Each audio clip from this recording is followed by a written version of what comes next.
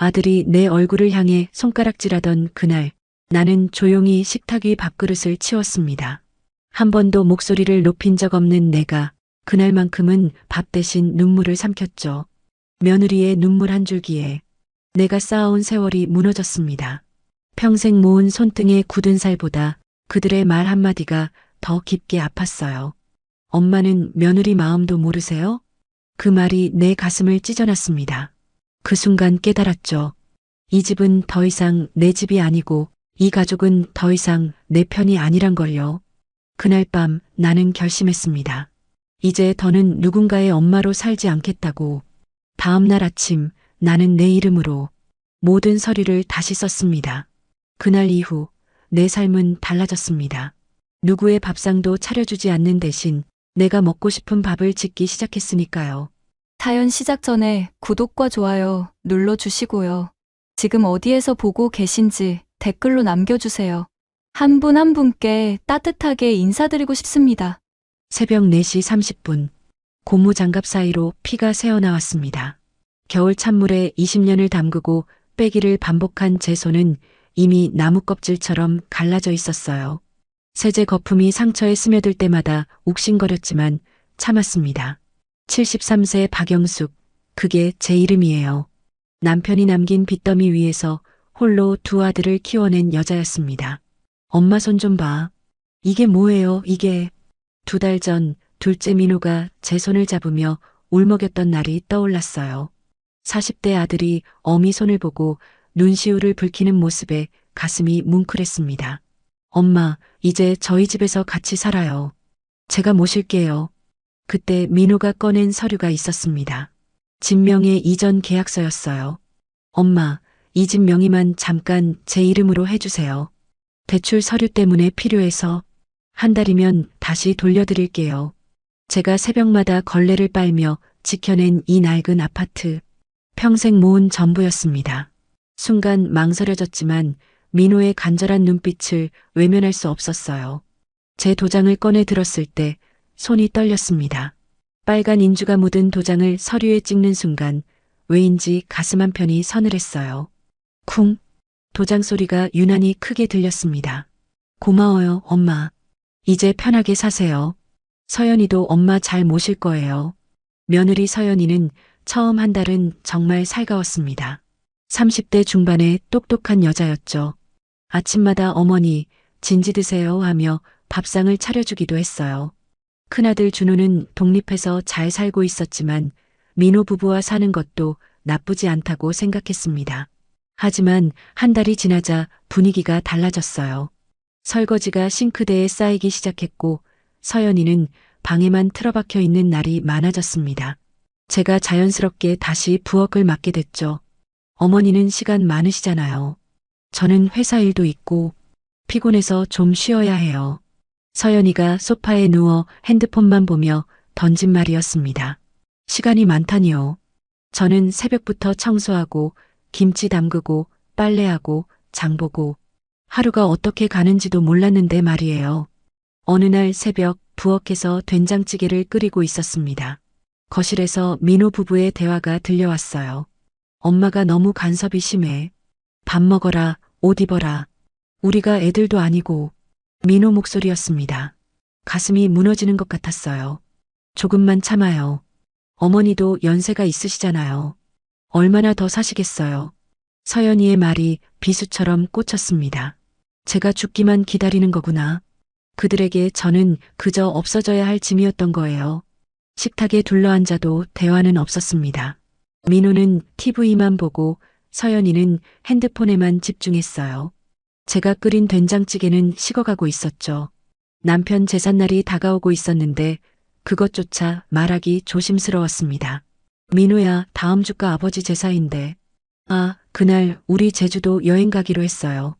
서연이가 대수롭지 않게 말했습니다. 제주도라니요. 남편 제삿날에 놀러 간다는 게 말이 되나요? 한 번쯤은 쉬고 싶어요, 어머니. 제사 같은 거 이제 그만해도 되지 않아요? 서연이의 말에 민호도 거들었습니다. 엄마, 너무 옛날 방식만 고집하지 마세요. 요즘 누가 제사를 지내요? 그날 밤 저는 이불을 뒤집어 쓰고 울었습니다. 평생 지켜온 것들이 하나씩 무너지는 기분이었어요. 며느리 눈치 보는 신세가 되다니. 아들은 아내 편만 들고 저는 이 집에서 투명인간이 되어가고 있었습니다. 다음 날 아침 서연이가 여행 가방을 싸고 있었어요. 저는 검은 한복을 꺼내 다림질했습니다. 혼자라도 제사를 지내야겠다는 생각이었죠. 그걸 본 민호가 짜증 섞인 목소리로 말했습니다. 엄마, 혼자 뭐 하시려고요? 그냥 간단하게 하세요. 아버지 제사인데 혼자라도 지내야지. 고집 좀 그만 부리세요. 우리가 없으면 어차피 혼자 못 하시잖아요. 그 말에 숨이 막혔습니다. 제가 무능하다는 거예요?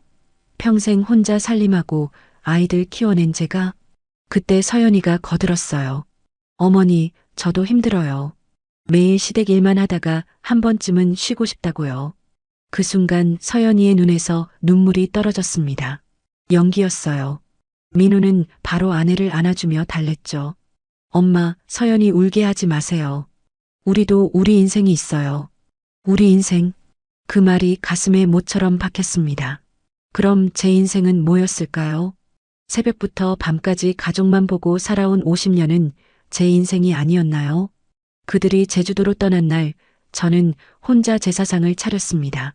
작은 상에 남편이 좋아하던 북어국과 나물 몇 가지, 향을 피우며 중얼거렸어요. 여보, 이제 그만해야겠어요. 더는 못 버티겠어요. 촛불이 흔들렸습니다. 바람도 없는데 왜 흔들릴까요? 남편도 제 마음을 아는 것 같았어요. 그날 밤 서랍 속에서 진명의 이전 서류를 꺼내봤습니다. 빨간 도장 자국이 선명했어요. 이 종이 한 장에 제 인생을 넘겨준 거였구나. 눈물이 서류 위로 떨어졌지만 찢지는 않았습니다. 아직은 아들을 믿고 싶었으니까요. 하지만 제 마음 한구석에서는 이미 결심이 서고 있었어요. 더는 이렇게 살 수 없다고. 제 이름을 되찾아야 한다고. 며칠 후 민호 부부가 여행에서 돌아왔습니다. 선물 하나 없었어요. 제사는 어땠냐는 물음도 없었습니다. 그저 피곤하다며 방으로 들어갔을 뿐이죠. 그날 저녁 민호가 거실로 나왔습니다. 엄마, 할 얘기가 있어요. 불길한 예감이 들었습니다. 민호 표정이 평소와 달랐거든요. 그 진명의 이전 것 말이에요. 그 도장이 내 인생을 옅게 지워버릴 줄 그때는 정말 몰랐습니다. 엄마, 그 진명의 이전 것 말이에요. 좀 더 시간이 필요할 것 같아요. 민호가 시선을 피하며 말했습니다. 제 가슴이 철렁 내려앉았어요. 한 달이면 돌려준다더니 벌써 2달이 지났는데 또 미룬다는 거잖아요. 민호야, 그게 무슨 소리니? 한 달이면 된다고 했잖아. 엄마도 아시잖아요. 요즘 경기가 얼마나 안 좋은지. 조금만 더 기다려주세요. 그때 서연이가 거들었습니다. 어머니, 어차피 같이 사는데 명의가 뭐가 중요해요? 저희가 어머니 모시고 있잖아요. 모신다. 그 단어가 유독 거슬렸습니다. 제가 무슨 짐짝이라도 되는 것처럼 들렸거든요. 하지만 아무 말도 하지 못했어요. 이미 도장을 찍어버린 마당에 뭘 어쩌겠어요. 그날 이후로 서연이의 태도는 더욱 노골적으로 변했습니다. 아침에 일어나면 제가 차린 밥상 앞에 앉아서는 반찬 투정부터 했어요.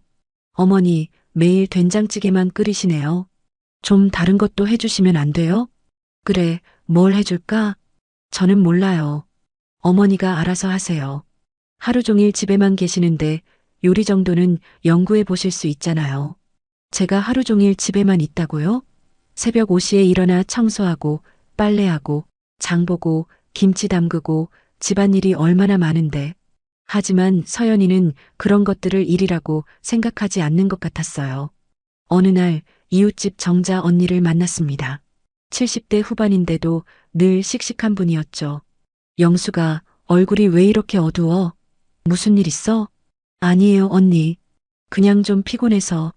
둘째 며느리랑 같이 산다며? 잘 지내? 말을 꺼내기가 망설여졌지만 정자 언니의 따뜻한 눈빛에 그만 눈물이 났습니다. 언니, 제가 너무 못난 것 같아요. 며느리 눈치 보면서 사는 신세가 됐어요.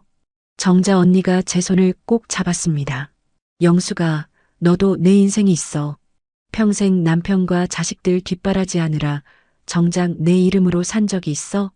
이제부터라도 박영숙으로 살아야지. 그 말이 가슴에 박혔습니다. 박영숙. 제 이름이 그렇게 낯설게 느껴진 건 처음이었어요. 집으로 돌아오니 서연이가 거실에서 드라마를 보고 있었습니다. 싱크대엔 아침에 먹은 그릇들이 그대로 쌓여 있었고요. 제가 설거지를 시작하자 서연이가 말했어요. 어머니, 저 오늘 친구들 만나고 올 거예요. 저녁은 알아서 드세요. 그래, 조심해서 다녀와. 서연이가 나간 후 민호에게 전화가 왔습니다. 엄마, 오늘 회식이라 늦을 것 같아요.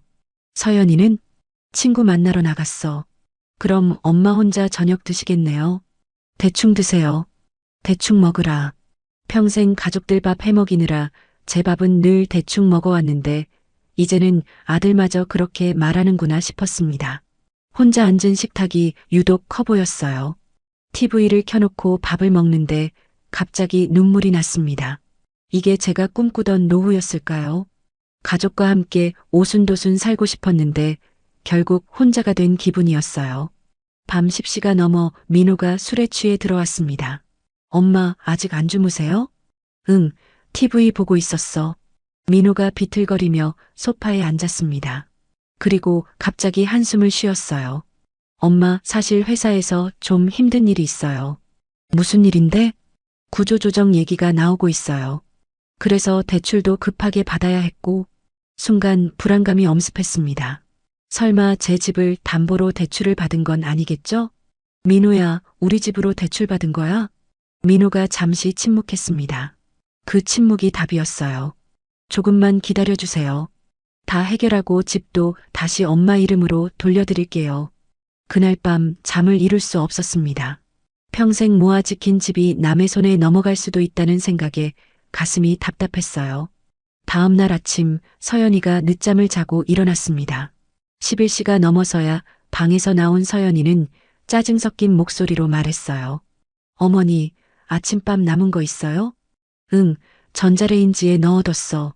서연이가 밥을 데우는 동안 저는 조심스럽게 말을 꺼냈습니다. 서연아, 민호가 회사에서 힘든 일이 있다던데. 서연이의 표정이 싸늘해졌어요. 어머니는 왜 자꾸 우리 일에 참견하세요? 저희가 알아서 할 일이에요. 참견이 아니라 그냥 걱정돼서. 걱정하실 시간에 집안일이나 잘해주세요. 어제도 화장실 청소 안 하셨더라고요. 제가 화장실 청소를 안 했다고요? 매일 아침마다 닦는데 뭘 또 하라는 건지. 하지만 대꾸할 힘도 없었습니다. 이 집에서 제 입장이 어떤지 너무나 잘 알고 있었으니까요. 점심때가 되자 서연이가 또 말했습니다. 어머니, 저 오늘도 나가요. 백화점 세일 기간이래요. 그래, 다녀와. 서연이가 나가고 나서 저는 거울을 봤습니다. 73세의 주름진 얼굴. 하지만 아직 할 수 있는 일이 많은 나이였어요. 왜 이렇게 무기력하게 살고 있는 걸까요? 오후에 큰아들 준호에게서 전화가 왔습니다. 엄마, 잘 지내세요? 응, 잘 지내지. 목소리가 안 좋으신데요. 무슨 일 있어요? 준호는 늘 제 마음을 잘 읽는 아이였어요. 하지만 차마 동생 흉을 볼 수는 없었습니다. 아니야, 그냥 좀 피곤해서 그래. 엄마, 혹시 민호네랑 사는 거 불편하시면 저희 집으로 오세요. 괜찮아. 여기가 편해. 거짓말이었어요.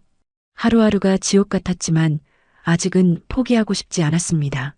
제 집이니까요. 저녁이 되어 민호가 퇴근했습니다. 오늘은 일찍 들어온 편이었어요. 엄마, 서연이는? 백화점 갔다가 친구들 만난대. 또요? 요즘 너무 자주 나가는 것 같은데. 민호가 혼잣말처럼 중얼거렸습니다. 그리고는 제게 물었어요. 엄마, 서연이가 집안일 안 도와줘요?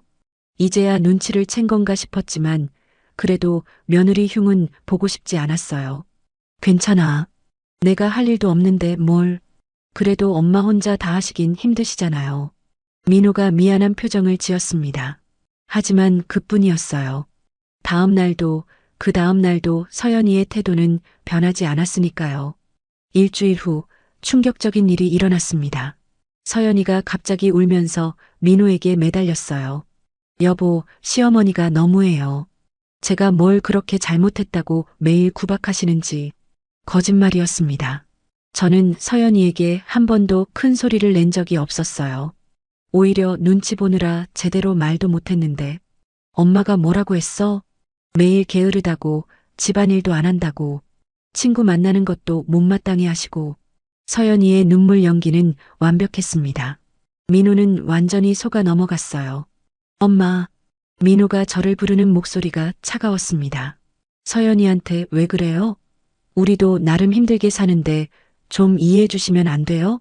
믿을 수 없었습니다. 제 아들이 저를 이렇게 대한다는 게. 할 말이 많았지만 그저 입을 다물었어요.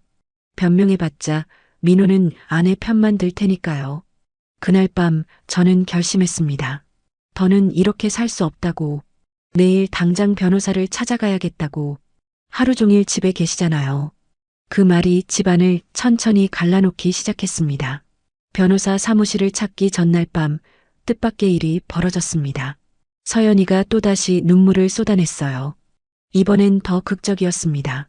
어머니가 제 친정 욕을 하셨어요. 청소부 집안이라고, 그래서 제가 게으르다고. 천만의 말씀이었습니다. 저는 서연이 친정 얘기를 꺼낸 적조차 없었어요. 하지만 민호는 이미 아내의 눈물에 눈이 멀어 있었습니다. 엄마, 이건 너무하잖아요. 민호가 소리를 질렀습니다. 40년 넘게 키운 아들이 저한테 소리를 지른 건 처음이었어요. 민호야, 나는 그런 말 한 적 없어. 엄마는 늘 그래요. 인정하지 않으시죠? 서연이가 거짓말할 사람이에요? 서연이는 민호 뒤에 숨어서 흐느꼈습니다. 눈물 사이로 비치는 그녀의 표정은 승리감에 차 있었어요. 저만 볼 수 있는 그 얼굴이 소름 끼쳤습니다. 저는 정말 어머니 잘 모시려고 했어요. 근데 어머니가 저를 인간 취급도 안 하시잖아요. 인간 취급을 안 한다니. 제가 매일 아침 그녀를 위해 밥을 차리고 빨래하고 청소하는 게 뭐라고 생각하는 걸까요? 그때 민호가 결정적인 한마디를 했습니다. 엄마, 정 그러실 거면 요양원이라도 알아보세요. 이렇게는 못 살겠어요. 요양원. 그 단어가 제 심장을 찔렀습니다. 평생 가족을 위해 살아온 제 마지막이 요양원이라니요. 민호야, 내가 뭘 그렇게 잘못했니? 엄마는 너무 옛날 사고방식이에요. 며느리를 종부리듯 대하시잖아요. 종부리듯이요? 오히려 제가 그들의 종노릇을 하고 있는데 말입니다. 하지만 더 이상 설명할 기력이 없었어요. 다음 날 새벽 저는 몰래 집을 나섰습니다. 동네 부동산을 찾아갔어요. 이 집 명의가 지금 제 아들로 되어 있는데 다시 제 이름으로 찾을 수 있을까요? 아드님이 동의하셔야 가능하신데요. 혹시 가족 간 문제가 있으신가요? 부동산 사장님의 걱정스러운 표정에 그만 눈물이 났습니다. 그냥 제 집을 되찾고 싶어서요. 변호사님 한번 만나보세요. 제가 아는 분 소개해 드릴게요. 명함을 받아들고 나오는데 전화가 울렸습니다. 민호였어요. 엄마, 어디에요? 아침밥도 안 차려놓고. 잠깐 산책 나왔어. 빨리 들어오세요. 서연이 배고파해요. 전화를 끊고 나니 허탈했습니다. 제가 밥 차려주는 기계인가요? 그래도 일단은 집으로 돌아갔어요. 아직 준비가 안 됐으니까요. 집에 들어서니 서연이가 소파에 앉아 있었습니다. 어머니, 어디 다녀오셨어요? 아침도 안 먹고 배고파 죽겠어요. 미안, 금방 차려줄게. 부엌으로 가면서도 씁쓸했습니다. 며느리한테 미안하다고 하는 제 모습이 한심했어요. 그날 오후 정자 언니가 찾아왔습니다. 영수가 괜찮아? 얼굴이 반쪽이 됐네. 언니, 말문이 막혔습니다. 서연이가 방에 있어서 자세한 얘기는 할 수 없었어요. 차나 한잔하자. 내가 좋은 차 가져왔어. 정자 언니와 차를 마시는데 서연이가 거실로 나왔습니다. 어머니, 손님이신가요? 응, 옆집 정자 언니야. 서연이는 인사도 없이 주방으로 가서 냉장고를 열었습니다. 그리고 큰 소리로 말했어요. 어머니, 냉장고에 먹을 게 하나도 없네요. 장은 언제 보실 거예요? 정자 언니가 눈살을 찌푸렸습니다. 며느리의 무례한 태도가 눈에 띄었던 거죠.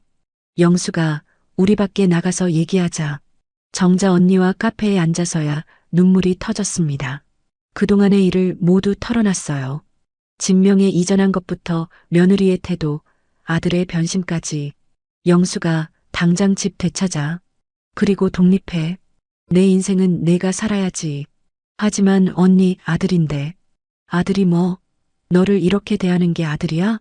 그건 그냥 배은망덕한 인간이지. 정자 언니의 단호한 말에 용기가 생겼습니다. 맞아요. 더는 참을 수 없었어요. 그날 저녁 저는 조용히 짐을 싸기 시작했습니다. 중요한 서류들과 통장, 도장을 먼저 챙겼어요. 옷까지는 최소한만 가방에 넣었습니다. 엄마, 뭐 하세요?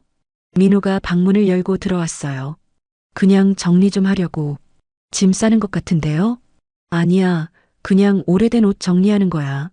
민호는 의심스러운 눈빛으로 저를 보다가 나갔습니다. 저는 계속 짐을 쌌어요. 내일이면 이 지옥에서 벗어날 수 있을 거예요. 그런데 밤중에 서연이가 제 방으로 들어왔습니다. 어머니, 제가 좀 서운했나요? 갑자기 태도가 180도 바뀐 서연이가 의아했어요. 무슨 일이야? 그냥 제가 요즘 스트레스 받아서 어머니께 좀 못되게 군 것 같아요. 뭔가 낌새를 챈 것 같았습니다. 제가 집을 나가려는 걸 알아차린 건 아닐까요? 어머니, 내일 같이 백화점 가요. 어머니 옷도 사드리고 싶어요. 괜찮아. 난 옷 충분해. 에이, 그래도 며느리가 시어머니께 선물 하나 해드려야죠. 서연이의 가식적인 미소가 역겨웠습니다. 하지만 일단은 속아주는 척했어요. 그래, 내일 보자. 서연이가 나간 후 저는 핸드폰으로 준호에게 문자를 보냈습니다. 준호야, 엄마다. 내일 집 나올 거야.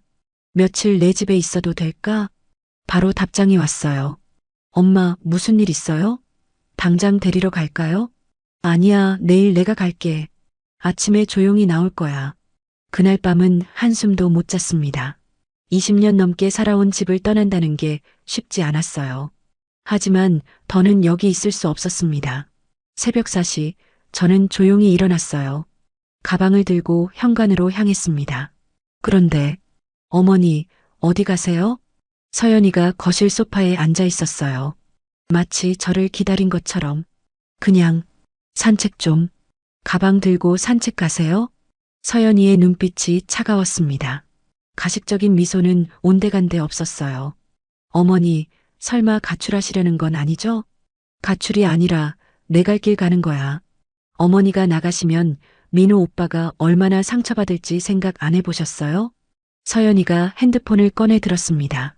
지금 오빠 깨울까요? 어머니가 몰래 나가시려 한다고? 그 순간 민호가 방에서 나왔습니다. 무슨 소리야? 엄마, 진짜 나가시려는 거예요? 이미 늦었다는 걸 알았습니다. 저는 가방을 내려놓았어요. 정말 그런 경험 있으시죠? 눈물조차 나오지 않을 만큼 절망적인 순간 말이에요. 다음 날 아침 저는 아무 일 없었다는 듯 부엌에 서 있었습니다. 민호와 서연이도 평소처럼 행동했어요. 어젯밤의 일은 없었던 것처럼. 엄마, 오늘 아버지 제삿날 아니에요? 민호가 갑자기 물었습니다. 맞아요. 오늘이 남편의 3주기였어요. 정신이 없어서 잊을 뻔했네요. 응, 맞아. 저희 제주도 여행 이번 주로 미뤘어요. 제사 지내고 가려고요. 순간 귀를 의심했습니다. 어제까지만 해도 제삿날에 여행 간다고 하지 않았나요? 정말? 네, 서연이가 그래도 아버지 제사는 지내야 한다고 해서요. 서연이가 미소 지으며 말했어요. 어머니, 제가 장 봐올게요. 뭐 필요하신지 목록 주세요. 이상했습니다. 갑자기 왜 이렇게 나오는 걸까요? 하지만 일단은 고마웠어요. 오랜만에 가족이 함께 제사를 지낼 수 있다는 게. 장을 보고 온 서연이는 부지런히 제사 음식을 준비하는 걸 도왔습니다. 전을 부치고 나물을 무치고 처음 시집왔을 때처럼 살가웠어요. 어머니, 시아버지가 좋아하시던 음식이 뭐였어요? 북어국하고 호박전을 좋아했지. 그럼 제가 호박전 부칠게요. 믿기지 않을 정도로 서연이가 잘해줬습니다.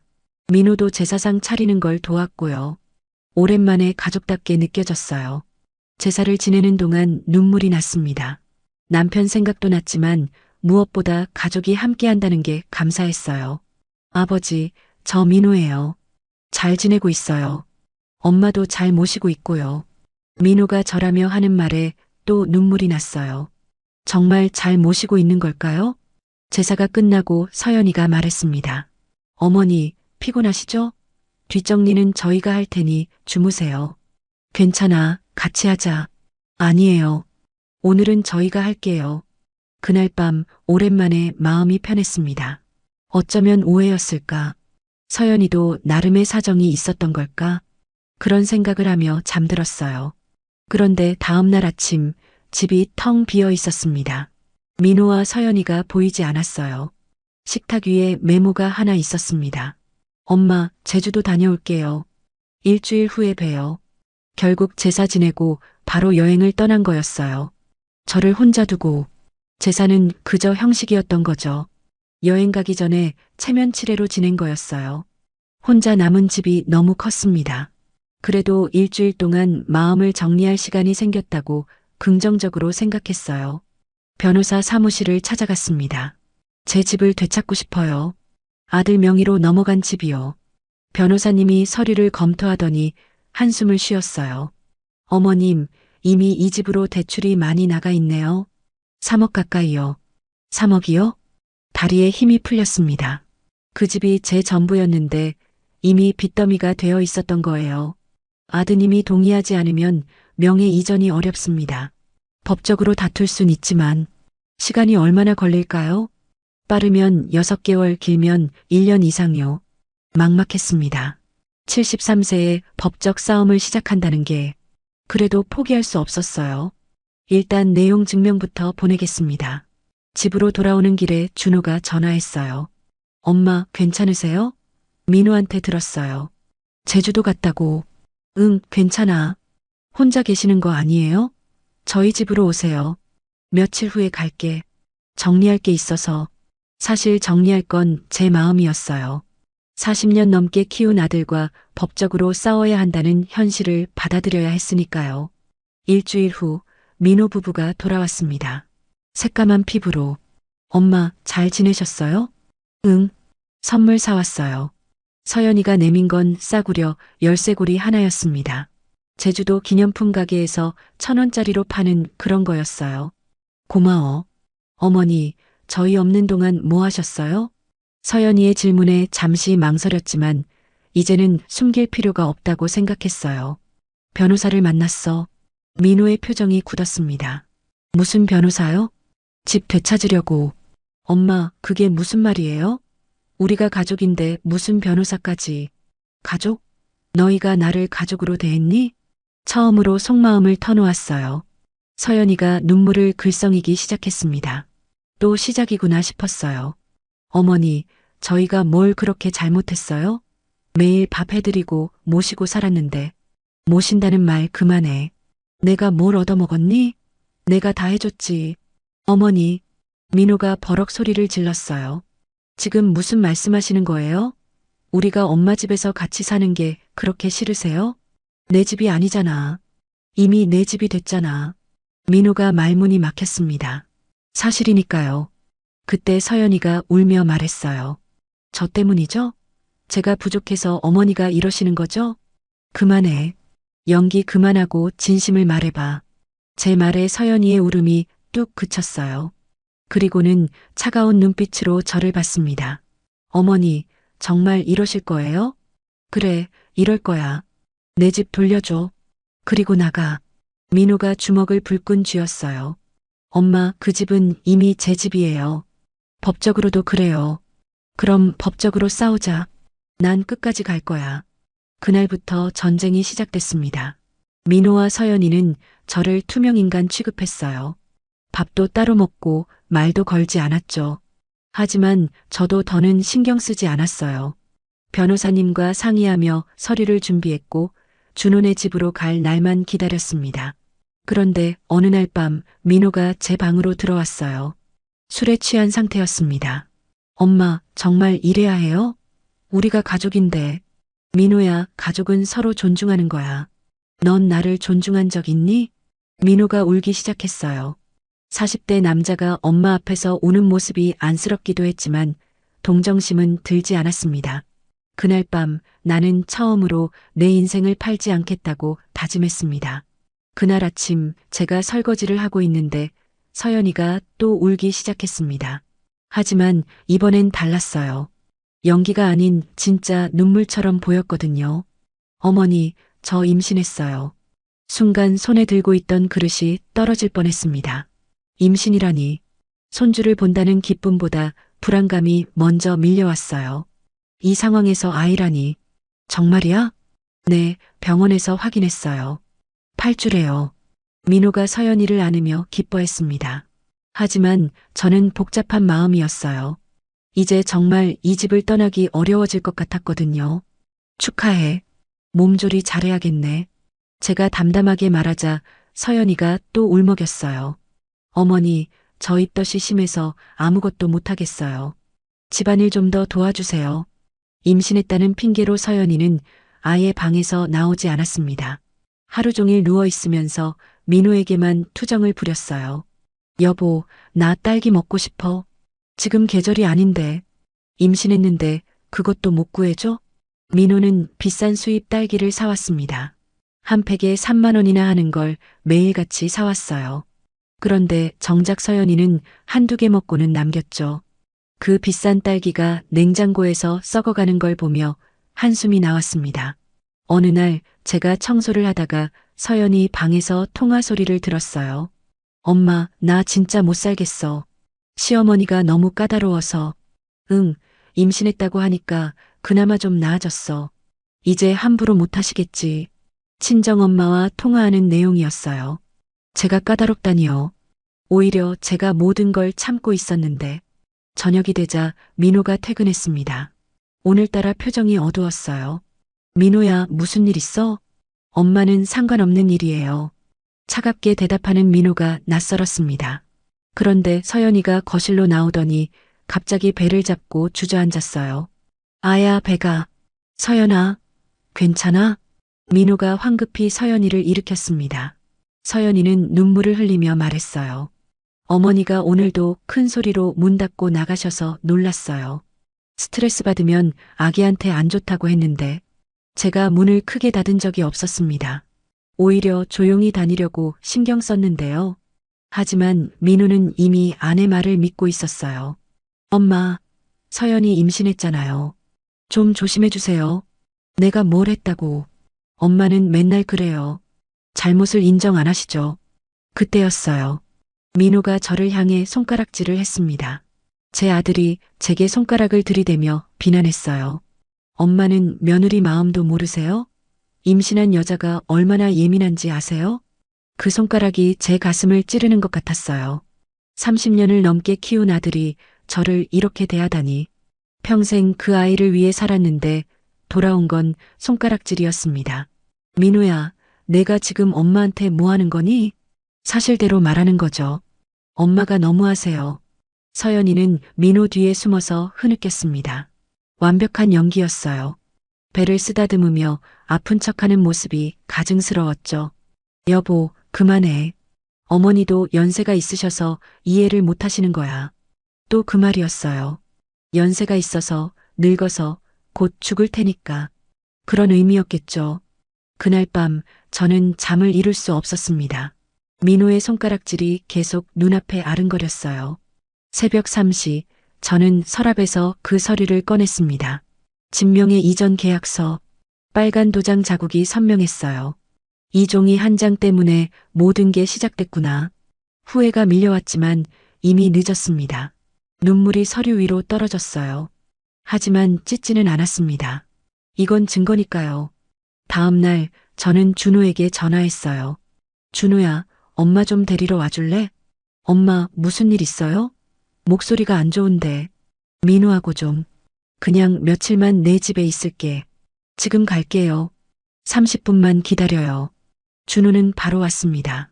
제 얼굴을 보더니 눈시울이 붉어졌어요. 엄마, 많이 힘드셨죠? 괜찮아. 짐을 싸는 동안 민호와 서연이는 방에서 나오지도 않았습니다. 제가 나가는 걸 알면서도 모른 척한 거예요. 준호 차를 타고 나오면서 뒤를 돌아봤습니다. 20년 넘게 살았던 아파트, 제 손으로 가꾼 화단, 모든 게 이제 남의 것이 되어버렸어요. 엄마, 민호가 뭐라고 했어요? 아니야, 그냥 좀 쉬고 싶어서. 준호는 더 묻지 않았습니다. 하지만 제 마음을 다 아는 것 같았어요. 준호네 집에 도착하니 큰 며느리가 따뜻하게 맞아줬어요. 어머니, 어서 오세요. 방 준비해뒀어요. 고마워. 저녁 뭐 드시고 싶으세요? 제가 해드릴게요. 큰 며느리의 따뜻한 말에 그만 눈물이 났습니다. 똑같은 며느리인데 왜 이렇게 다를까요? 저녁을 먹으며 준호가 조심스럽게 물었어요. 엄마, 민호네 집 명에 이전한 거 맞죠? 어떻게 알았니? 민호가 저한테 돈 빌려달라고 하더라고요. 대출 이자 때문에 힘들다고. 가슴이 철렁했습니다. 이자도 못 낼 정도라니. 준호야, 엄마가 집 되찾을 수 있을까?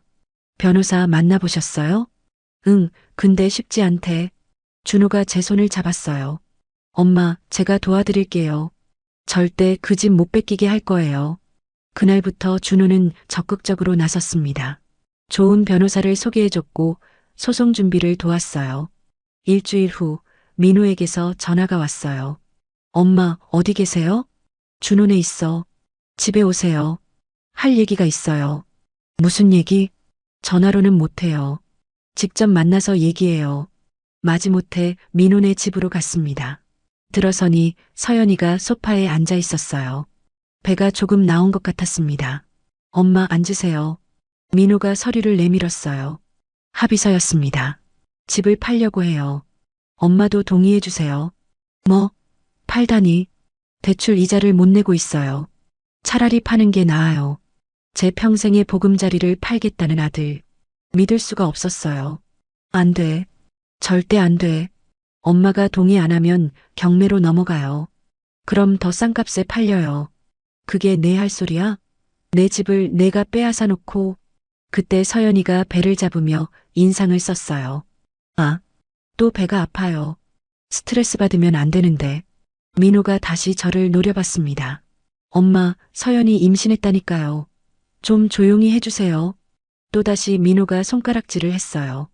이번엔 더 거칠게. 엄마가 이러시면 저희도 살 수가 없어요. 그 순간 무언가 제 안에서 끊어지는 소리가 들렸습니다. 더는 참을 수 없었어요. 그래, 너희 마음대로 해. 대신 나도 끝까지 싸울 거야. 집을 나오면서 다짐했습니다. 그 도장이 찍힌 서류 위에 내 눈물이 번졌다. 그리고 나는 그 종이를 찢지 않았다. 이제 법정에서 보자, 아들아. 준호가 소개해준 변호사 사무실은 강남에 있었습니다. 젊은 여자 변호사님이었는데 제 사연을 듣더니 눈시울이 붉어졌어요. 어머님, 꼭 집 되찾아 드릴게요. 이런 불효자는 법적으로 응징해야 합니다. 근데 집을 팔려고 한대요. 제가 막을 수 있을까요? 일단 가처분 신청부터 하겠습니다. 매매를 막아야 해요. 변호사님이 서류를 검토하더니 말했어요. 어머님, 혹시 치매 진단 받으신 적 있으세요? 아니요, 왜요? 아드님이 어머니가 치매라서 동의 없이 명예 이전했다고 주장할 수도 있거든요. 기가 막혔습니다. 제가 치매라니요. 머리가 이렇게 멀쩡한데. 걱정 마세요. 병원 가서 진단서 받아오시면 됩니다. 그날 오후 병원에서 인지능력 검사를 받았습니다. 당연히 정상이었죠. 의사 선생님이 오히려 놀라셨어요. 73세 치고는 아주 건강하세요. 60대 수준이네요. 진단서를 받아들고 나오는데 민호에게서 전화가 왔어요. 엄마, 변호사 만나셨죠? 어떻게 알았어? 가처분 신청 들어왔어요. 엄마, 정말 이러실 거예요? 그래, 이럴 거야. 서연이가 스트레스 받아서 조산 위험이 있대요. 엄마가 원하시는 게 뭐예요? 내 집 돌려받는 거.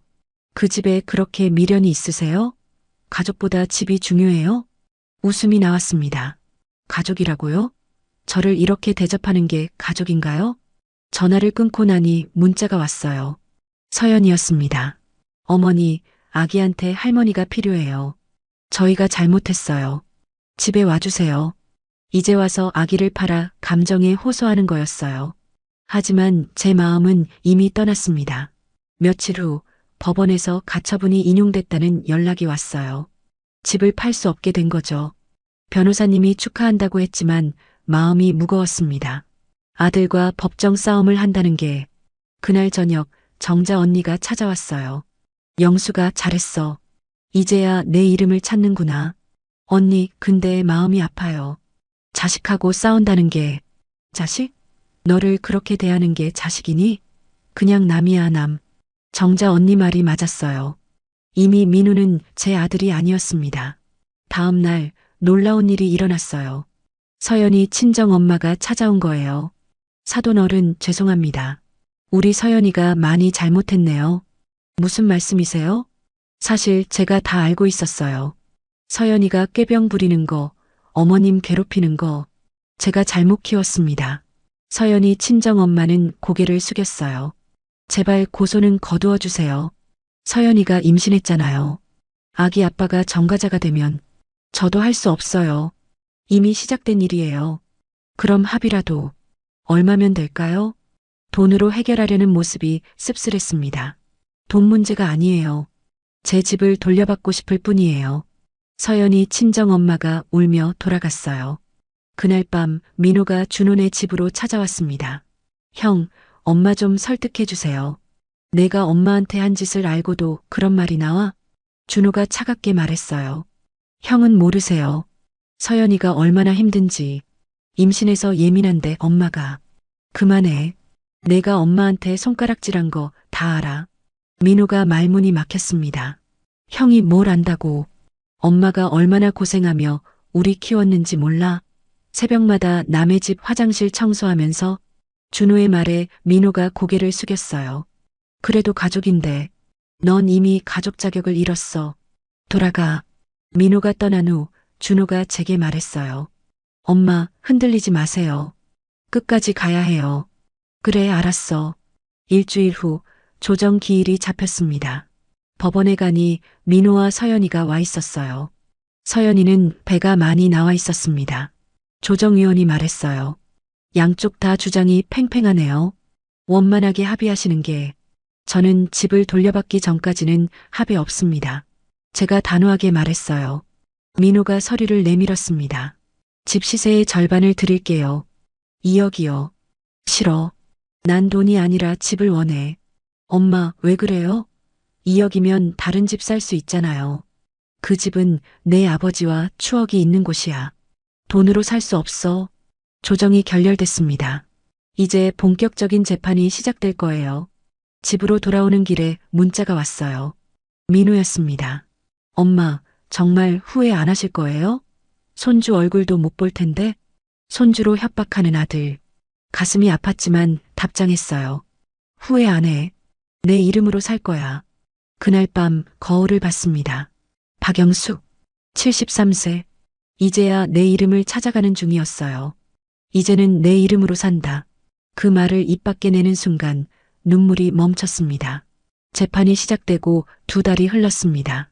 변호사님은 자신 있다고 했지만 마음이 편치 않았어요.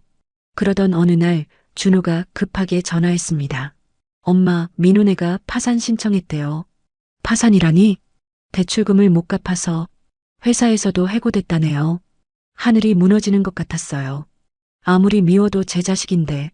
하지만 이미 엎질러진 물이었습니다. 며칠 후 믿을 수 없는 광경을 목격했습니다. 아파트 입구에 민호와 서연이가 무릎을 꿇고 있었어요. 초라한 옷차림에 수척한 얼굴.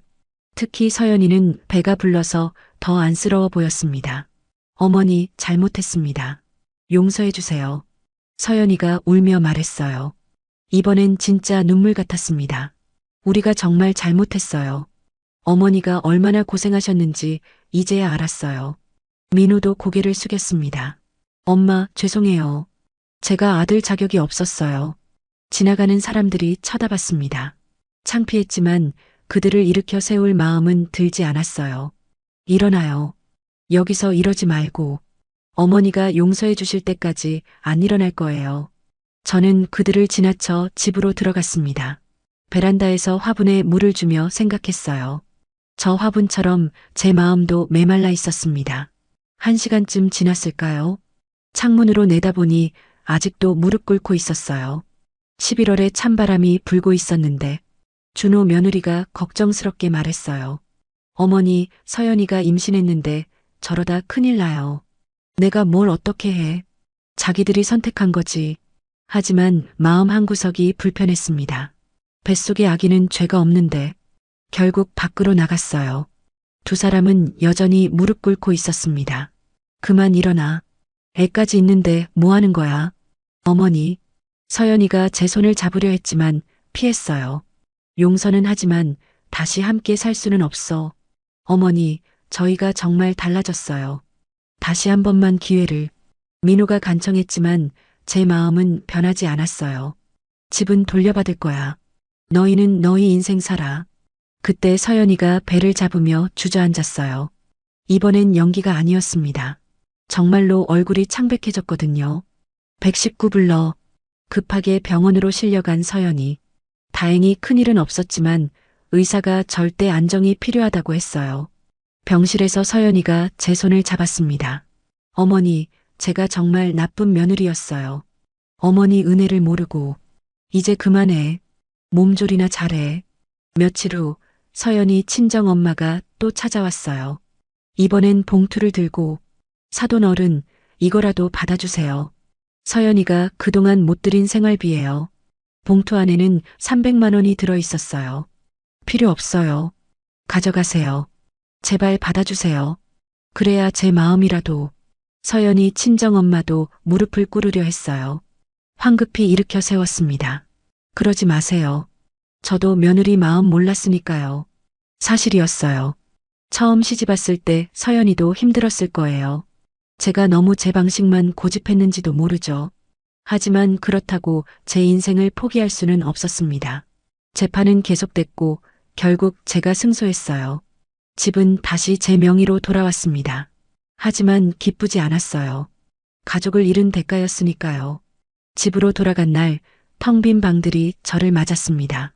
민호 방, 서연이가 썼던 방. 모든 게 그대로였지만 사람만 없었어요. 화분에 물을 주다가 문득 생각났습니다. 저 화분도 물을 안 주면 죽듯이 관계도 관심과 사랑을 주지 않으면 죽는 거구나. 어느 날 민호에게서 편지가 왔어요. 엄마, 아들이 태어났어요. 이름은 준서예요. 엄마를 닮아 눈이 참 예뻐요. 언젠가는 준서가 할머니를 만났으면 좋겠어요. 죄송하고 사랑합니다. 편지를 읽다가 눈물이 났어요. 손자가 태어났다니. 보고 싶었지만 아직은 아니었습니다. 정자 언니가 놀러 왔어요. 영수가 민호네 소식 들었어? 응, 아들 낳았대. 만나볼 거야? 아직은.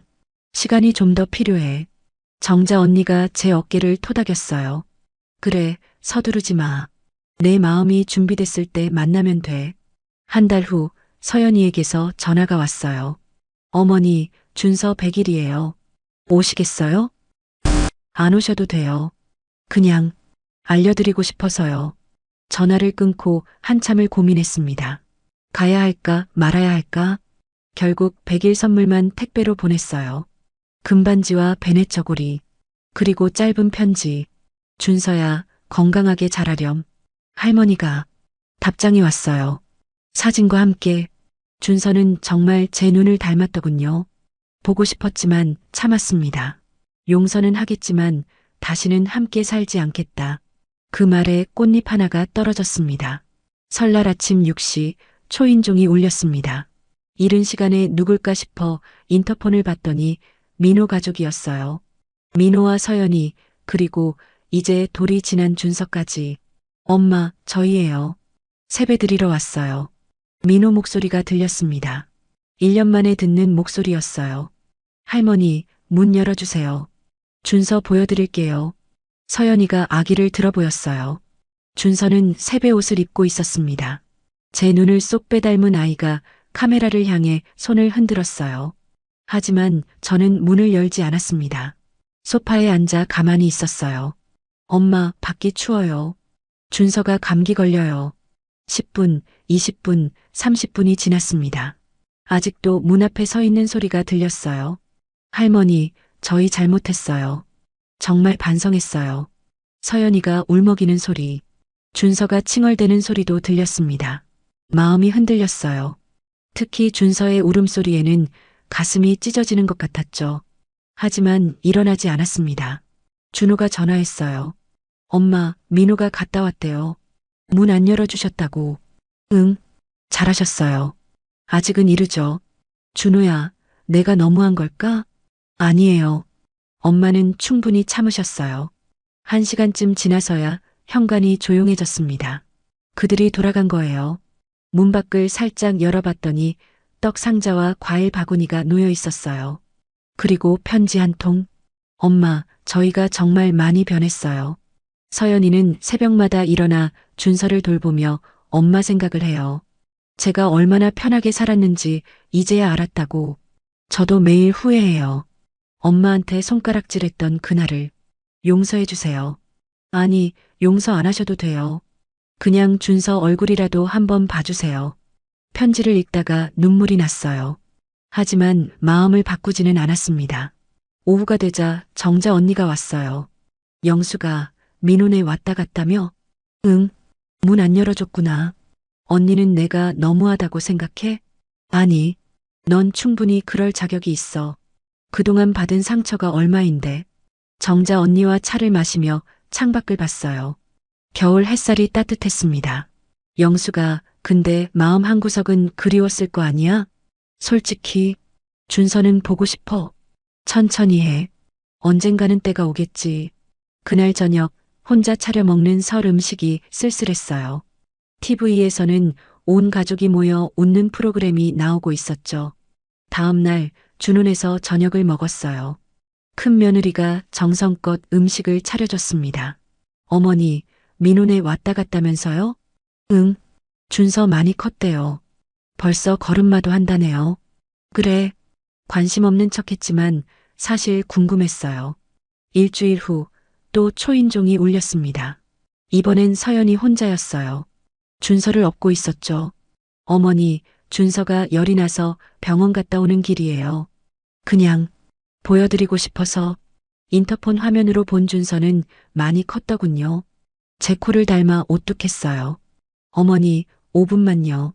준서 얼굴만 보여드리고 갈게요. 하지만 역시 문을 열지 않았습니다. 서연이는 30분을 기다리다 돌아갔어요. 그날 밤 꿈을 꿨어요. 준서가 걸어와서 할머니하고 부르는 꿈. 깨고 나니 베개가 젖어 있었습니다. 추석이 되었어요. 또 그들이 왔습니다. 이번엔 준서가 더 컸어요. 벌써 할머니 소리를 내더군요. 할머니, 할머니. 준서 목소리에 문고리를 잡았다가 놓았어요. 아직이야. 아직은 아니야. 민호가 문 앞에 앉아 말했어요. 엄마, 저 이제 다시 취직했어요. 작은 회사지만 열심히 일하고 있어요. 서연이도 좋은 며느리가 되려고 노력해요. 김치도 직접 담그고 청소도 매일 해요. 어머니, 정말이에요. 제가 얼마나 편하게 살았는지 이제 알았어요. 서연이 목소리도 들렸어요. 하지만 저는 소파에 앉아 커피를 마셨습니다. 창문을 열고 가을바람을 맞으며. 이게 평화다. 혼잣말로 중얼거렸어요. 그래요. 이게 평화였습니다. 아무도 저를 무시하지 않는 제 이름으로 사는 평화. 그들이 돌아간 후 현관문을 열었어요. 이번엔 준서의 돌 앨범이 있었습니다. 한복 입은 준서가 정말 예뻤어요. 앨범 뒤에 쓰인 글씨. 할머니가 그리운 준서. 언젠가는 만나주세요. 앨범을 품에 안고 울었습니다. 그래, 언젠가는. 하지만 아직은 아니에요. 1년 후 준서의 유치원 입학식 사진이 왔어요. 교복 입은 모습이 제법 의젓했습니다. 그리고 편지. 엄마, 준서가 날마다 할머니 이야기를 해요. 사진에서 본 할머니가 세상에서 제일 예쁘대요. 기다리겠습니다. 언제까지나? 그 편지를 읽고 처음으로 답장을 썼어요. 준서야, 할머니도 준서 보고 싶단다. 조금만 더 크면 만나자. 아직은 민호와 서연이를 완전히 용서할 수 없었어요. 하지만 준서는 다르죠. 그 아이는 제 피를 나눈 가족이니까. 어느 봄날 공원을 산책하다가 멀리서 그들을 봤어요. 준서가 자전거를 타고 민호가 뒤를 따라가고 서연이가 웃으며 사진을 찍고 있었죠. 행복해 보였어요. 그래, 너희는 너희대로 행복하게 살아. 나는 나대로 행복할 테니. 문이 열렸지만 나는 일어나지 않았다. 그게 나를 지키는 마지막 예의였다. 박영숙, 75세. 이제 저는 제 이름으로 살고 있습니다.